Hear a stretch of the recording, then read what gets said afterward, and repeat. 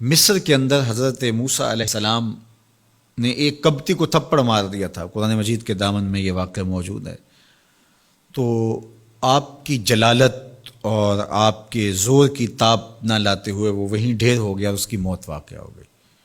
تو مصر کے حالات کشیدہ ہو گئے اور حضرت موسیٰ علیہ السلام کو مصر چھوڑنا پڑا۔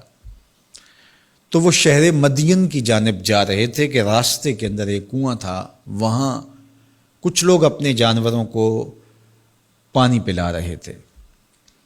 تو حضرت موسیٰ نے دیکھا کہ دو پردہ دار خواتین ہیں، وہ اپنے جانوروں کو ایک سمت لیے کھڑی ہیں۔ سمجھ گئے کہ مردوں کے ہجوم میں آنا نہیں چاہ رہی، ان کا حیا مانے ہے۔ تو آگے بڑھے اور ان کے جانور ہانکے اور ان کو سیراب کیا اور پھر ان کی جانب ہانک دیے۔ وہ واپس گئیں اور اپنے والد بزرگوار سے کہا کہ ایک سال نوجوان جس کی آنکھوں میں شرم و حیا تھا، اس نے ہمارے ساتھ یہ مہربانی کی۔ تو ان کے والد گرامی نے کہا کہ جاؤ اس کو بلا کے لاؤ۔ قرآن مجید میں اس کا ذکر کیا گیا۔ فجاءتہ احداہما تمشی علی استحیاء، ان میں سے ایک خاتون حیا میں سمٹی ہوئی حاضر ہوئی۔ اس نے کہا کہ ہمارے والد گرامی آپ کو بلاتے ہیں، آپ نے ہمارے ساتھ جو مہربانی کی ہے اس کا وہ اجر دینا چاہتے ہیں۔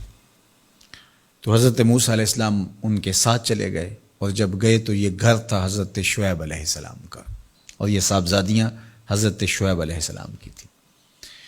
تو اس خاتون کا شرم و حیا کے ماحول میں حضرت موسیٰ علیہ السلام کو یہ کہنا اور چل کے اس انداز سے آنا، قرآن نے اس کی حکایت بیان کی ہے۔ تو خدا کو پسند ہے کوئی خاتون حیا کے ماحول میں آئے تو اللہ اس کی آمد کو اور اس کے آنے کو قرآن کا عنوان بنا دیتا ہے، اور قرآن کی حکایت بنا دیتا ہے کہ جو خاتون حیا کے جوہر کی مالکہ ہو وہ اللہ کو کتنی اچھی لگتی ہے۔ اللہ اکبر۔ حضرت نبی اکرم صلی اللہ علیہ وآلہ وسلم کا فرمان حیا کے حوالے سے، الحیاء من الایمان، حیا ایمان سے ہے۔ تو جتنے بھی ایماندار لوگ ہیں وہ پھر حیا کے جوہر سے مزین ہوں گے، مالا مال ہوں گے۔ آپ دیکھ لیجئے سب سے بڑے ایماندار تو میرے اور آپ کے آقا مولا ہیں، اور حضور کمواری لڑکی سے زیادہ حیادار تھے۔ باقی حضور کے اصحاب دیکھ لیجئے، ان کا حیا، اور حضور کی ازواج مطہرات کا حیا دیکھیے۔ ام المومنین حضرت عائشہ رضی اللہ تعالی عنہا فرماتی ہیں کہ حضور کا جب وصال ہوا اور حضور میرے حجرے میں دفن ہوئے، تو میں جب حضور کی قبر انور پہ جاتی تو معمولی چادر اوڑھ کے چلی جاتی، اس خیال سے کہ میرے شوہر ہیں۔ پھر حضرت ابوبکر صدیق رضی اللہ تعالیٰ عنہ کا وصال ہوا تو وہ بھی ساتھ دفن ہو گئے، تو میں پھر بھی اسی حالت میں جاتی، اور میں سوچتی کہ ایک میرا شوہر ہے اور دوسرا میرا والد ہے۔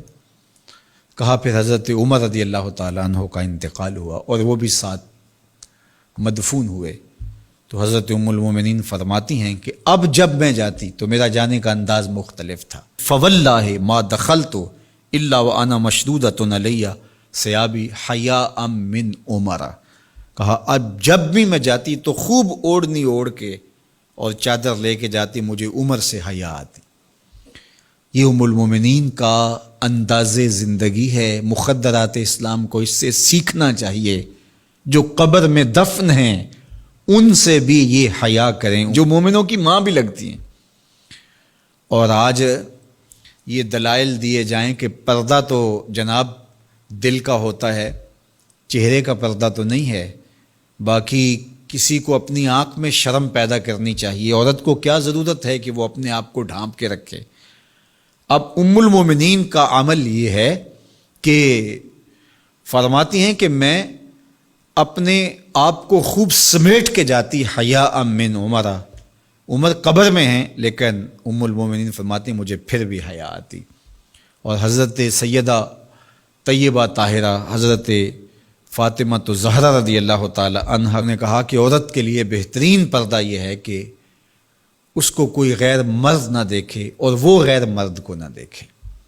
تو جب یہ ہمارا دین ہمیں سکھاتا ہے اور حیا کا یہ سبق دیتا ہے، بڑوں سے حیا کرنے کی تلقین کی گئی، اللہ سے حیا کرنے کی، اس کے رسول سے حیا کرنے کی تلقین کی گئی۔ صحابہ فرماتے ہیں بعض اوقات ہم کچھ پوچھنا چاہتے ہوتے تھے اور حضور کے حیا کی وجہ سے ہم ایک عرصہ تک وہ بات نہیں پوچھ پاتے تھے۔ آج دادا کے سامنے بچے جس طرح بات کرتے ہیں اور جس طرح بچوں سے حیا کا جوہر ختم ہو گیا ہے اور اس کو وہ تہذیب نو کا کرشمہ سمجھتے ہیں اور جدید دور کی کرامت سمجھتے ہیں، یہ دور جدید کی کرامت نہیں ہے، یہ جاہلیت ہے۔ بڑوں کا احترام اور بڑوں کی عزت یہ زندگی کا جمال ہے۔